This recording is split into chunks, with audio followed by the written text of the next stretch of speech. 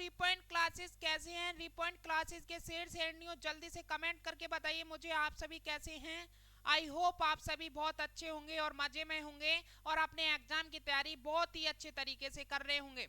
Student जिनका exam हो गया है एमटीएस का, वो कमेंट करके जल्दी से बताएं कि हमारा एग्जाम कैसा गया है। जल्दी से बताइए आपका एग्जाम कैसा गया है, कमेंट करिए जल्दी से। डियर स्टूडेंट्स, आज का जो हमारा सेशन होने वाला है वो साइंस के मोस्ट इंपोर्टेंट क्वेश्चंस पर होने जा रहा है। इस क्लास के अंदर जितने भी साइंस के इंपोर्टेंट क्वेश्चन होते हैं, जितने भी हमसे एग्जाम में पूछे जाते हैं, सारे के सारे हम इस क्लास के अंदर सॉल्व करने वाले हैं। तो आपको ये क्लास बिल्कुल भी स्किप नहीं करनी है और ध्यान से इस सेशन को देखना है। स्टूडेंट्स, मैं आपको बता दूं, ये क्लास जो हमारी साइंस के लिए होने जा रही है ये एमटीएस एग्जाम के लिए तो है ही है, बट आपके आने वाले एग्जाम जैसे सीएचएसएल या सीजीएल कोई भी एग्जाम हो या रेलवे पुलिस कोई भी एग्जाम हो, ये सब के लिए बहुत ही सेशन मजेदार होने जा रहा है। इसमें से आपको हर एग्जाम में क्वेश्चन देखने को मिलेंगे ही, तो आपको बिल्कुल भी स्किप नहीं करना है और लास्ट तक बड़े ध्यान से देखना है। ज्यादा टाइम की मेरा सेशन नहीं होने जा रहा है, ज्यादा से ज्यादा 15 मिनट का सेशन होगा, तो आपको बिल्कुल भी स्किप नहीं करना है और ध्यान से इस सेशन को देखना है। क्या पता इस सेशन में से कहां से आपसे क्वेश्चन पूछ लिया जाए, तो मेरा आपसे रिक्वेस्ट है कि आप इस सेशन को बिल्कुल भी स्किप नहीं करने वाले हैं। तो चलिए स्टार्ट करते हैं आज के सेशन को और देखते हैं साइंस के मोस्ट इंपोर्टेंट क्वेश्चन। चलिए जल्दी से बताइए, बीमा एमएलटी, क्या बीमा एमएलटी किसके अनुरूप है? जल्दी से बताइए। क्वेश्चन आपके स्क्रीन पर है, ऑप्शन भी आपके स्क्रीन पर आ गए हैं। बीमा एमएलटी किसके अनुरूप होती है? गति के, बल के, या ऊर्जा के, या फिर विनिमय के? जल्दी से बताइए इसका राइट आंसर क्या होगा। इसका राइट आंसर होगा बल। क्या होगा इसका राइट आंसर? बी हो जाएगा, बल के बीमा एमएलटी अनुरूप होती है। नेक्स्ट क्वेश्चन देखते हैं, थर्म किसका यूनिट है? जल्दी से बताइए थर्म किसका यूनिट है? थर्म किसका यूनिट है? जल्दी से बताइए। ऊष्मा का, या ऊर्जा का, या द्रव का, या गति का? जल्दी से बताइए। तो इसका राइट आंसर क्या होगा? ऊष्मा का थर्म यूनिट है। क्या ऊष्मा का थर्म यूनिट है? अगला क्वेश्चन देखते हैं, तरल पदार्थ का घनत्व कम करने पर उस पर क्या प्रभाव पड़ता है? जल्दी से बताइए, तरल पदार्थ का घनत्व कम करने पर उस पर क्या प्रभाव पड़ता है? तो उस पर प्रभाव पड़ता है, वो कम हो जाता है। क्या हो जाता है? कम हो जाता है। तरल पदार्थ का घनत्व कम करने पर उस पर प्रभाव कम हो जाता है। प्रकाश वर्ष किसका मात्रक होता है? ये तो आपको पता होगा, जल्दी से कमेंट करिए, इस पर स्टार बनाइए, ये इंपोर्टेंट क्वेश्चन है, स्टार बनाइए, ये आपके एग्जाम में देखने को मिल सकता है। प्रकाश वर्ष किसका मात्रक होता है? तो इसका राइट आंसर क्या है? दूरी का मात्रक होता है प्रकाश वर्ष। किसका मात्रक होता है? दूरी का मात्रक होता है प्रकाश वर्ष। टेस्ला यूनिट किस क्षेत्र से संबंधित है? जल्दी से बताइए, टेस्ला यूनिट किस क्षेत्र से संबंधित है? तो इसका राइट आंसर है चुंबकीय क्षेत्र से संबंधित होती है टेस्ला यूनिट। स्टूडेंट्स, मैं आपको एक बात बता दूं, 9 मई को, क्या 9 मई को सीएचएसएल के फॉर्म आ गए हैं, बम्पर भर्ती आ गई हैं। जिन बच्चों ने एमटीएस में फॉर्म डाला था, जो एमटीएस का एग्जाम देने जा रहे हैं, वो सीएचएसएल का भी फॉर्म फिल कर दें। बहुत ही अच्छी ये आपके लिए गुड न्यूज है। तो आपको क्या करना है? सीएचएसएल का फॉर्म फिल करना है और तैयारी की आप बिल्कुल टेंशन मत लेना। रिपॉइंट क्लासेज आपके हमेशा साथ है। रिपॉइंट क्लासेज जैसे एमटीएस की तैयारी करा रही है, उसी प्रकार से आपको सीएचएसएल की भी तैयारी कराएगी। तो आपको क्या करना है? बस आप हमारा सपोर्ट बनाए रखो। आप रिपॉइंट क्लासेस को अभी के अभी सब्सक्राइब कर लो और लाइक जरूर कर दिया करो। लाइक से क्या होता है? हम मोटिवेट होते हैं और आपके लिए अच्छे से अच्छे सेशन लेकर आते हैं। तो लाइक क्या करो, कमेंट क्या करो और अपने फ्रेंड को शेयर जरूर कर दिया करो। तो चलिए नेक्स्ट क्वेश्चन देखते हैं। नेक्स्ट क्वेश्चन है हमारा, पिक्नोमीटर नामक उपकरण का प्रयोग किसे मापने के लिए किया जाता है? जल्दी से बताइए, पिक्नोमीटर नामक उपकरण का प्रयोग किसे मापने के लिए किया जाता है? तो इसका राइट आंसर है घनत्व के लिए। घनत्व को मापने के लिए पिक्नोमीटर नामक उपकरण का प्रयोग किया जाता है। अच्छा बताइए, एम्पियर सेकंड किसका मात्रक है? एम्पियर सेकंड किसका मात्रक होता है? तो इसका राइट आंसर है आवेश की मात्रा का। क्या होता है? आवेश की मात्रा का एम्पियर सेकंड मात्रक होता है। इलेक्ट्रॉन वोल्ट किसका मात्रक होता है? ये भी इंपोर्टेंट क्वेश्चन है, स्टार बनाइए, इस पर फोकस कीजिए। इस पर इलेक्ट्रॉन वोल्ट किसका मात्रक होता है? तो इसका राइट आंसर है ऊर्जा का मात्रक होता है इलेक्ट्रॉन वोल्ट। किसका मात्रक होता है? ऊर्जा का मात्रक होता है इलेक्ट्रॉन वोल्ट। अच्छा बताइए मानव में उत्सर्ग की इकाई कौन सी है? मानव में उत्सर्ग की इकाई कौन सी है? तो इसका राइट आंसर क्या हो जाएगा? नेफ्रॉन। नेफ्रॉन मानव में उत्सर्ग की इकाई होती है। अच्छा बताइए यदि आप एक अल्पसंवादित और भीड़ भाड़ वाले घर में रहते हैं तो आप किस प्रकार के रोग से पीड़ित हो सकते हैं? जल्दी से बताइए यदि आप एक अल्पसंवादित और भीड़ भाड़ वाले घर में रहते हैं तो आप पर किस प्रकार के रोग पीड़ित हो सकते हैं? तो इसका राइट आंसर क्या है? वायु जनित रोग। कैसा रोग आपसे प्रभावित हो सकता है? वायु जनित रोग। इसका राइट आंसर क्या हो जाएगा? ऑप्शन ए इसका राइट हो जाएगा।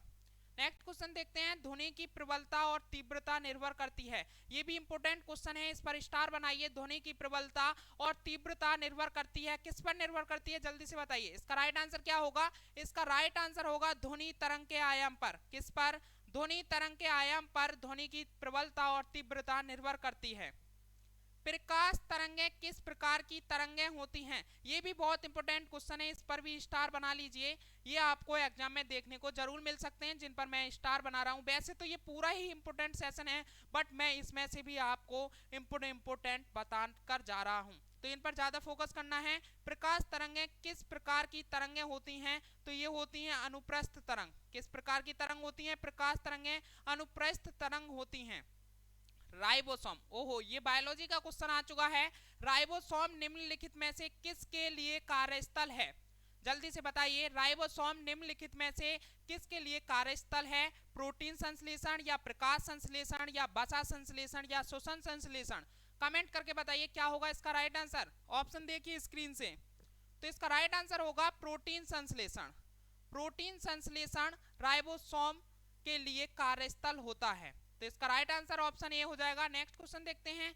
अच्छा, चलती बस में एक यात्री को आगे धक्का लगता है, बस अचानक रुक जाती है, यह किसके द्वारा समझाया गया है? जल्दी से बताइए। जब हमारी बस चल रही होती है और उसमें आगे के अचानक से धक्का लगता है तो वो किसके द्वारा समझाया गया है? तो वो न्यूटन के पहले नियम के द्वारा समझाया गया है। किसके द्वारा? न्यूटन के पहले नियम के यानी जड़त्व के नियम के द्वारा समझाया गया है। हम न्यूटन के प्रथम नियम को ही जड़त्व का नियम भी बोलते हैं। तो नेक्स्ट क्वेश्चन देखते हैं, कौन सा जीव त्वचा से सांस लेता है? कौन सा जीव त्वचा से सांस लेता है? तो इसका राइट आंसर क्या हो जाएगा? केंचुआ। केंचुआ एक ऐसा जीव है जो त्वचा से सांस लेता है। कैसा? केंचुआ एक ऐसा जीव है जो त्वचा से सांस लेता है। अगला क्वेश्चन है, आहार नली में अंगों द्वारा स्रावित कौन सा रस वसा के पाचन में महत्वपूर्ण भूमिका निभाता है? क्वेश्चन को ध्यान से सुनिए, एक बार और सुनिए इसको। आहार नली में अंगों द्वारा स्रावित कौन सा रस वसा के पाचन में महत्वपूर्ण भूमिका निभाता है? तो इसका राइट आंसर क्या होगा? इसका राइट आंसर होगा पित्तरस और अग्नाशयी रस। क्या होगा? पित्तरस और अग्नाशयी रस। इसका राइट आंसर हो जाएगा ऑप्शन सी। नेक्स्ट क्वेश्चन है हमारा, निम्नलिखित में से कौन सा अंग एक प्रोकैरियोटिक कोशिका में समानता दिखाता है? क्वेश्चन को दोबारा रीड करिए। निम्नलिखित में से कौन सा अंग एक प्रोकैरियोटिक कोशिका में समानता दिखाता है? तो इसका राइट आंसर क्या होगा? क्लोरोप्लास्ट और माइटोकॉन्ड्रिया दोनों। क्या होगा इसका राइट आंसर? क्लोरोप्लास्ट और माइटोकॉन्ड्रिया दोनों। इसका ऑप्शन सी राइट हो जाएगा। नेक्स्ट क्वेश्चन देखते हैं, निम्नलिखित में से किस जलीय जंतु में गलफड़े नहीं होते हैं? ये इंपॉर्टेंट क्वेश्चन है, इस पर स्टार बनाइए। निम्नलिखित में से किस जलीय जंतु में गलफड़े नहीं होते हैं? तो ये क्या है? व्हेल। व्हेल में हमारे जलीय जंतु में गलफड़े नहीं पाए जाते हैं। लेंस की शक्ति का मात्रक होता है। लेंस की शक्ति का मात्रक होता है, तो इसका राइट आंसर है डायोप्टर। क्या है? डायोप्टर लेंस की शक्ति का मात्रक होता है। निम्नलिखित में से किस दृष्टि दोष में रेटिना के सामने प्रकाश का फोकस उत्पन्न होता है? जल्दी से बताइए, निम्नलिखित में किस दृष्टि दोष में रेटिना के सामने प्रकाश का फोकस उत्पन्न होता है? तो ये कौन सा दोष होता है? निकट दृष्टि दोष। कौन सा दोष? निकट दृष्टि दोष। इसका राइट आंसर क्या हो जाएगा? ऑप्शन ए निकट दृष्टि दोष। सूर्य सोलर सिस्टम का कितना अनुपात रखता है? जल्दी से बताइए, ये इंपोर्टेंट है। इस पर स्टार बनाइए। सूर्य सोलर सिस्टम का कितना अनुपात रखता है? तो इसका राइट आंसर क्या हो जाएगा? 99.86।